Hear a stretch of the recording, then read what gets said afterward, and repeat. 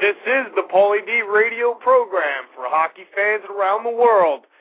For the next 60 minutes or so, we'll be talking NHL with my partner, former NHL defenseman, Chris Kotsy Kotsopoulos. Pauly D, what's going on? It's getting pretty close to game time Friday night there for the Rangers. The roster's just about finalized. I think I was almost batting 1,000 until they dropped Evgeny Gravchev yesterday back to Hartford, but I got a sneaking suspicion he'll be back shortly. One of my thoughts was, and I've been asked this a few times, and it looks like so far Aaron Boros is going to have a spot in the roster. What do you think about that, Cots? Well, I think a lot of people were looking down on Aaron coming into the season, because of his fast start last year. But, Paul, you got to give him a lot of credit. He was probably one of the more energetic players throughout the preseason so far this year. And when he was put together on that line with Boyle and Brashear, they're pretty effective out there. I mean, wouldn't you think so? There's a lot of beef, as you would call it, on that line. Well, yeah, I mean, you're going to need that somewhere down the line. I mean, playing against the Philadelphias, the Bostons of the world, some of the bigger teams, even Washington. I mean, Washington's got a good-sized team, as they proved over the last few games the Rangers played against them. But I think he deserves to stick around. I mean, he's worked hard. He's been a good soldier, never complained. I think he deserves to stick around. Yeah, and I'll tell you what, Cots, I mean, a lot of people, have complained about him, and they would rather see Gratchev make the team. And, he's a young kid, and he's got time to develop, and I think, I think Torts kind of explained it earlier on when he said, I want to make sure this kid gets his 20 minutes a game. And I think that's a lot of why they were bringing Gratchev back to Hartford and make sure he's, just gets the ice time that he needs. But getting back to the Voros, and it looks like it's going to be Voros, Boyle, and Brashear. I mean, we're looking at close to 800 pounds altogether. And yes, I like exactly what you just said.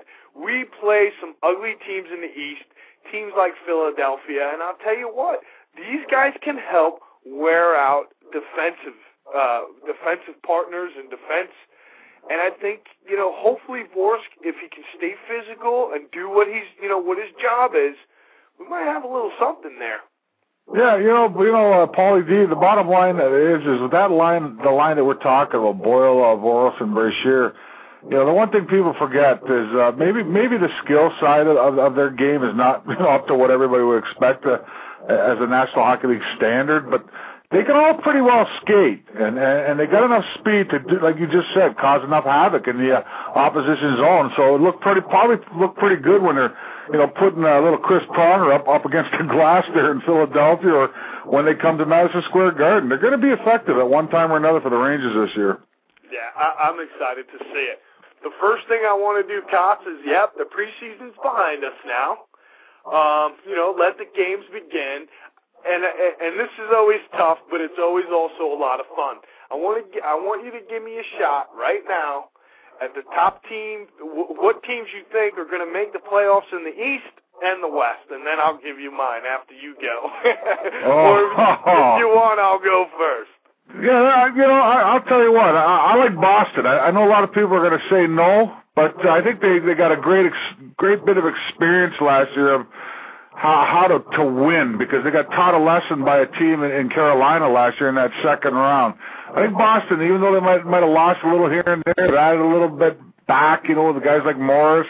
Losing Kessel, I don't think is going to hurt that team. I think they got that 1 year experience of getting into that second round, like I said a little earlier here. I like Boston. Obviously, Pittsburgh's going to be tough. I think there's going to be about 6 to 8 teams that I think are pretty close to each other when it comes to the East. No question about it. And I think as the Rangers, for the Ranger outlook, I think it's going to be a slower start this year. You know what I mean? Last year they had a quick start, kind of faded towards the end, got a little tired and started, really had to scramble to make the playoffs. I think it's going to be the opposite this year. It might be a little slower start, Pauly D, but I think deep down they'll turn it on as the season gets going, as they get to know one another a little better. Right, and I'll agree with you. And I'm going to tell you my top teams. I said Boston was going to be number one, and I have some questions later on about Boston because I felt that they, exactly like you said, I was really surprised that they didn't make a Stanley Cup run last year. I was very surprised, but like you said, late goal ends the season for them. It's real sad. I got Boston number 1, Pens number 2. I'm going with the Caps number 3. I just think that the Caps are ready to move forward. The other team that I'm going to say is a dark horse, and people might not believe it or feel the same, I really think the Habs have really improved themselves, and I think the speed is going to be taken by storm. Another team that I think is going to be very surprised for people is I think the Senators might look good, the Leafs are going to look good. My biggest question, Kots, is the Flyers and the Devils. Now, people are talking about the Flyers, Kots, and I don't understand. Yes, they have the Richards, they have the Carters, they have the Briere, they got Pronger, they got a nice, strong, big defense, but can Ray Emery get the job done? Yeah, that's a good question. He was sort of banished from the league for a year or so there to the Russian, the KHL league, and found his way back into the NHL in Philly, but it wasn't too long ago. He kind of led them to the Stanley Cup Finals against Anaheim. So it's not like he doesn't have the experience. Can he retrace his steps on how good he was back then? That's the question he's going to have to answer this year. Right. I always felt like Emery would. Goaltending I think is probably really the most unique position in the game. A lot of things ride on goaltending, wins and losses for sure, but with goaltending, a weird goal here can turn the momentum, a big save there can turn the momentum, and he just seems to me, Kots, that he chokes. To watch him play, I've seen him choke so many times, and my other questions, are the Flyers that good in front of him, where they're not worried about having someone like Emery who really hasn't proved himself? Well, no, I can't. Pauly, I can't disagree with what you just said there. I mean, you sure, but I'll go back and leave it real quick with Emery on this. He did get the Ottawa Senators to a Stanley Cup final, I think it was 3 years ago. And second of all, the Flyers might be a little bit overrated, but that's yet to be seen. I mean, they did have a pretty good run last year, gave Pittsburgh a tough time. They might be a little bit overrated. There's a possibility of that happening. Right. All right. My other question in the East. Now, I have a feeling. Well, here's the other teams I want to talk about: the Thrashers, the Lightning, and the Devils. I think the Lightning quietly improved themselves.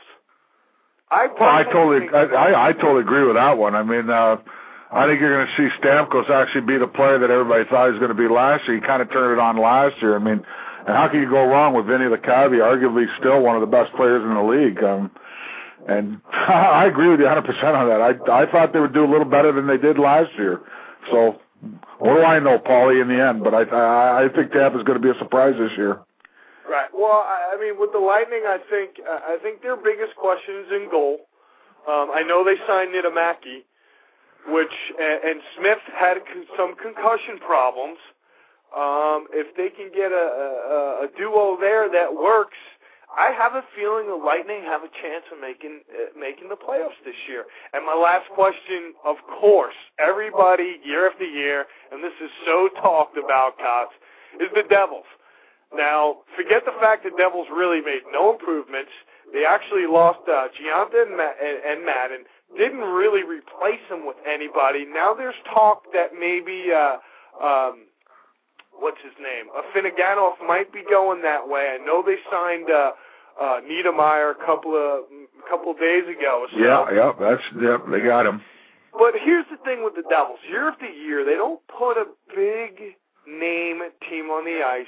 And yet, for some reason, somehow, they always seem to make the playoffs, and they always make a late run towards the top 3 spots. As much as I hate to say, you got to give the Jersey Devil organization a lot of credit. I mean, they just seem to be decent year in, year out. It's been about 15 years of decent hockey out of that organization, and you got to give Lou Lamoriello a lot of credit. He brings that team into the playoffs year after year after year, wins a few Stanley Cups about every 3 or 4 or 5 years. But the key to Lou Lamoriello is he brings it in on budget, Pauly. You know what I mean? Like he does it on the cheap.